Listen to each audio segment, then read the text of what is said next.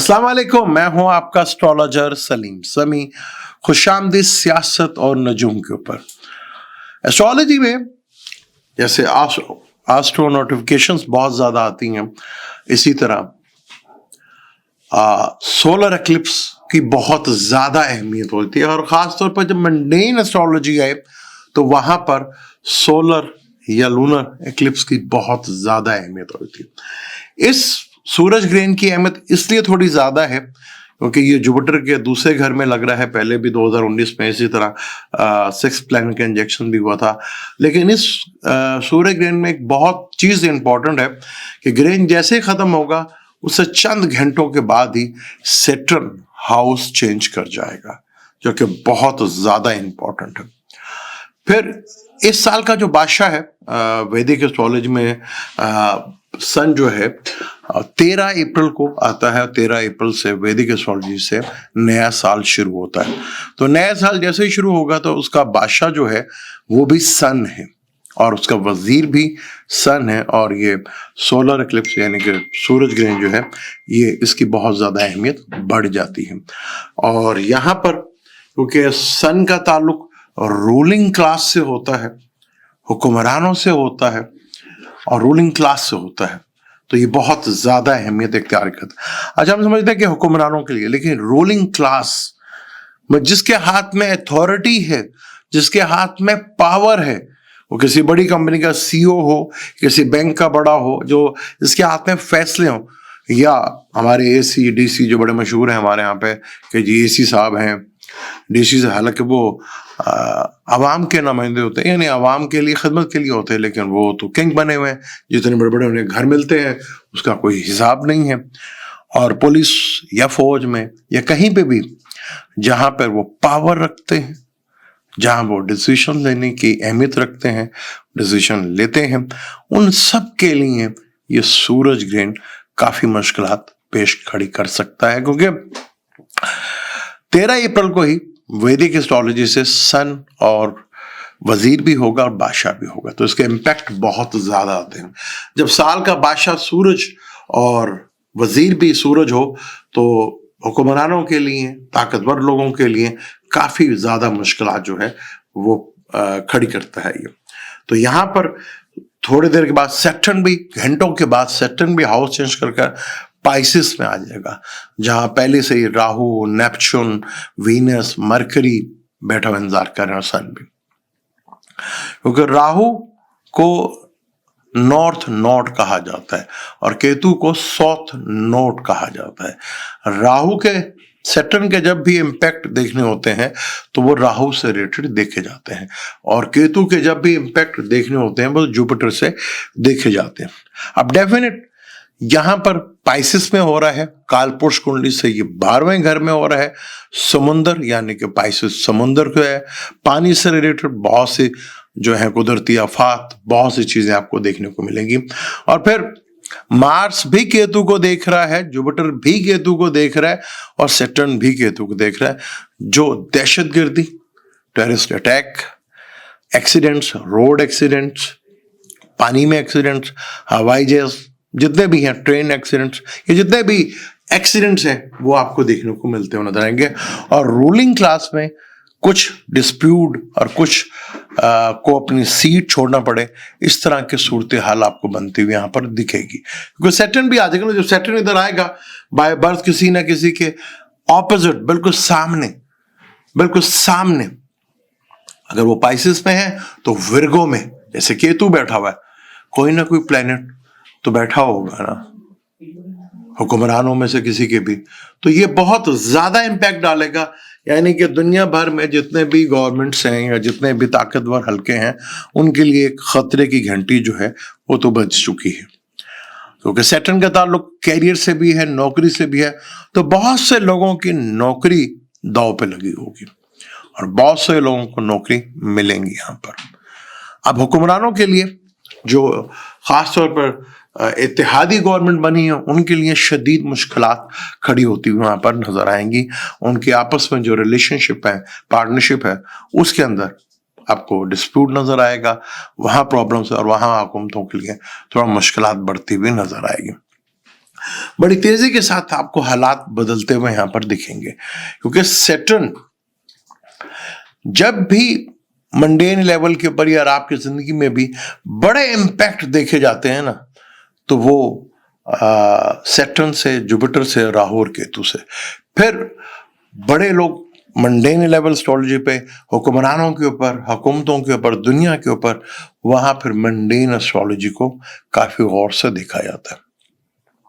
हमारे यहाँ पे लोग कुछ वो बाद में कभी किसी दिन मैं बात करूंगा इसके ऊपर, लेकिन अभी ये टॉपिक नहीं है। यहाँ पे सोलर एक्लिप्स है। सोलर एक्लिप्स जो है उत्तरा भाद्र नक्षत्र पे लग रहा है, और ये ग्रहण 29 मार्च को लगेगा।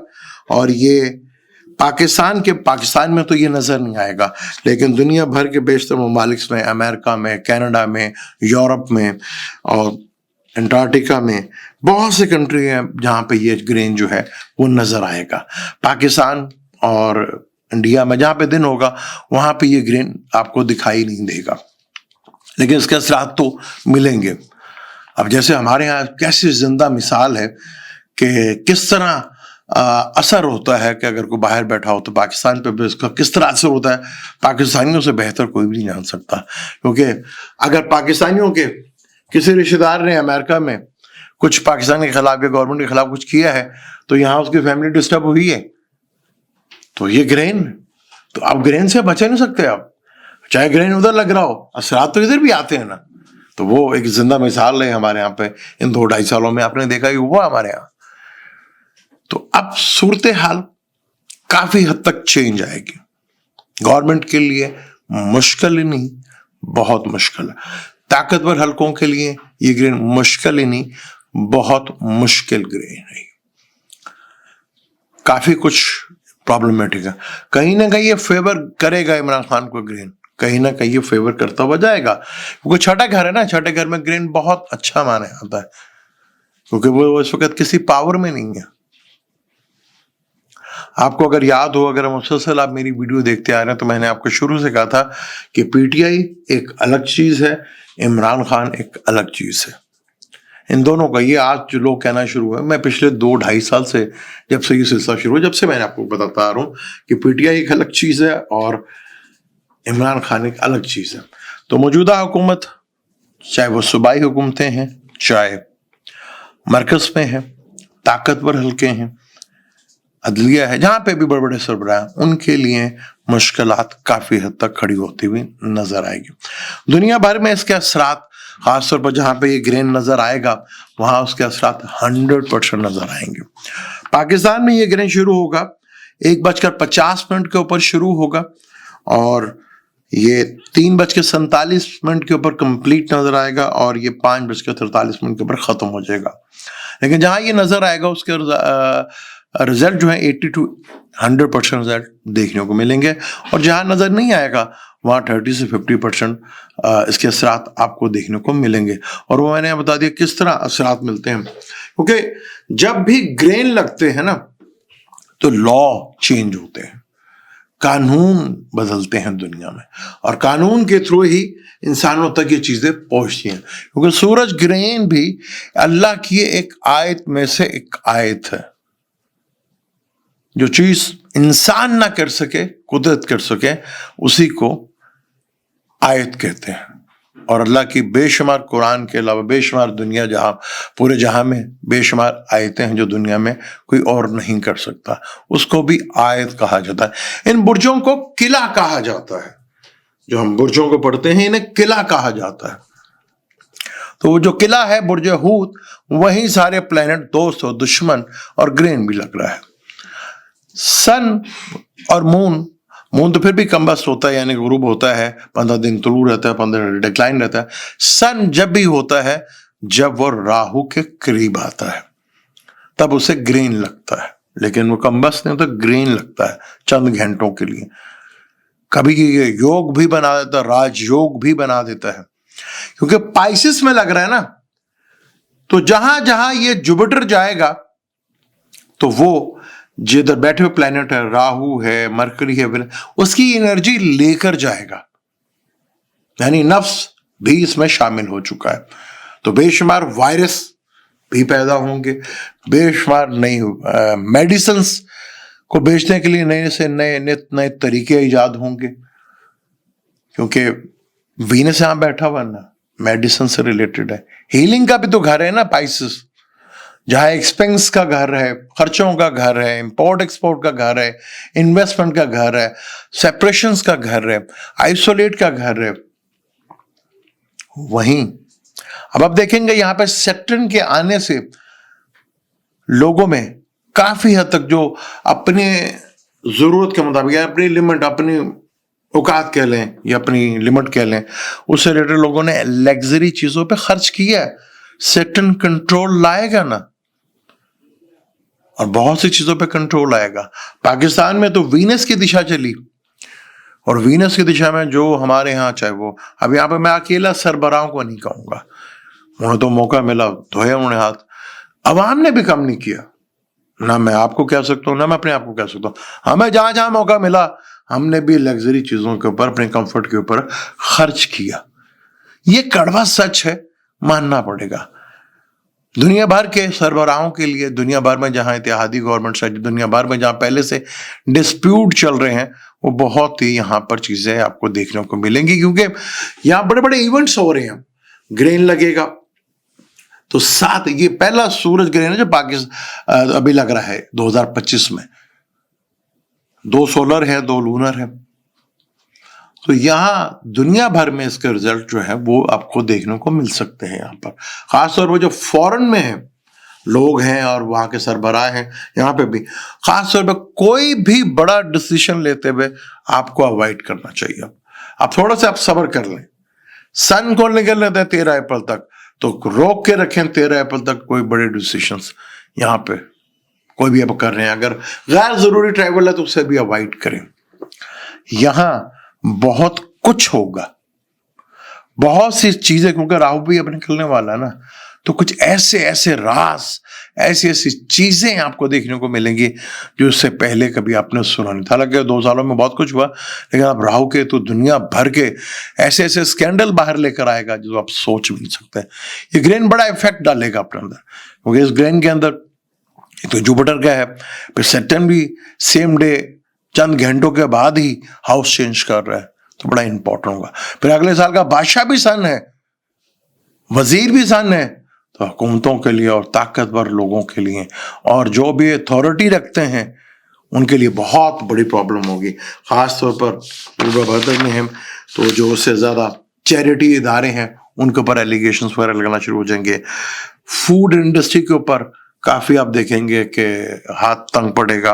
मजहबी इदारों के ऊपर सवालात उठना शुरू हो जाएंगे। खाने पीने में बदलाव और चेंज आएगा एक नजर बहुत बड़ा आपको। यहाँ पे लेदर, अनाज, सर्जरी, मेडिकल से, इनसे सबका ताल्लुक उत्तराभद्र से जब यहाँ पे ये नीचे लग रहा है। पुलिस या पुलिस से रिलेटेड जो चीजें होती हैं जुड़े हुए उनके इस्तेमाल इंस्ट्रूमेंट जो है उससे रिलेटेड काफी कुछ होगा यहाँ पर। इस ग्रहण में ताकतवरों के लिए काफी मुश्किलात का टाइम है। वो सन पावर को इंडिकेशन करता है, वही इस साल का बादशाह और वजीर भी वो बन गया तो ज्यादा मुश्किल होगी। हालांकि 13 अप्रैल के बाद सन ने अपने एग्जॉल्टेड हाउस में आ जाना है, ये एग्जॉल्टेड हाउस में आएगा। फिर सैटर्न जुपिटर को भी देखेगा तीसरी नजर से, तो चीजें काफी हद तक बदलेंगी। सन एग्जॉल्टेड हाउस में होगा 13 अप्रैल से लेकर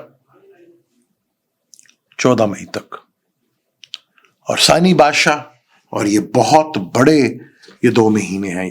जब तक जुपिटर आगे नहीं निकल जाता तो हुक्मरानों के लिए, ताकतवर लोगों के लिए बहुत मुश्किल टाइम है। बाकी जितना भी है जहां जहां ये लग रहा है वो डिटेल आपको नीचे मिल जाएगी, आप वहां भी देख सकते हैं। सोलर एक्लिप्स में ज्यादातर क्या कहते हैं कि सोना नहीं चाहिए उस टाइम। अब रूटीन मैटर जो भी काम करना आप करें। आप अब तो लोग माशाल्लाह काफी अवेयरनेस आ गई है। पहले हमारे लोगों में सूरज ग्रहण और चांद ग्रहण से बहुत लोगों को डरा दिया जाता था और लोग डरते भी थे, लेकिन अब मैंने देखा कि काफी अवेयरनेस आ गई, काफी बेहतर हो गए, लोग समझ चुके हैं, क्योंकि ये भी निशानियों में से एक निशानी है।